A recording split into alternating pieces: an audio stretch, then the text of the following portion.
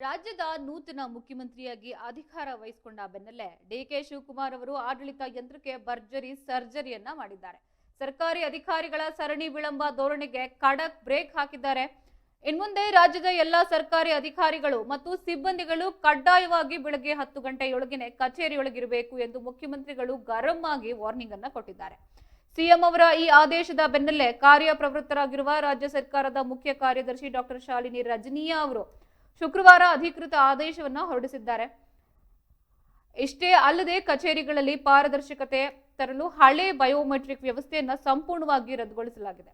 ಅದರ ಜಾಗದಲ್ಲೇ ಅತ್ಯಾಧುನಿಕ ಕೃತಕ ಬುದ್ಧಿಮತ್ತೆ ಮತ್ತು ಜಿಪಿಎಸ್ ಆಧಾರಿತ ಮುಖ ಗುರುತುವಿಕೆ ಕಡ್ಡಾಯ ಹಾಜರಾತಿ ವ್ಯವಸ್ಥೆಯನ್ನ ಜಾರಿಗೆ ತರಲಾಗಿದೆ. ಸರ್ಕಾರದ ಈ ಹೈಟೆಕ್ ಆದೇಶದಿಂದಾಗಿ ಸದಾ ವಿಳಂಬವಾಗಿ ಬರ್ತಾ ಇದ್ದ ಕಚೇರಿ ಹಕ್ಕುಗಳಿಗೆ ಈಗ ನಡುಕ ಶುರುವಂತಾಗಿದೆ. ಇನ್ನು ವಿಧಾನಸೌಧದಿಂದ ತಾಲೂಕು ಕಚೇರಿಯವರೆಗೆ ಭಾರಿ ಸಂಚಲನವನ್ನ ಸೃಷ್ಟಿ ಮಾಡಿದೆ.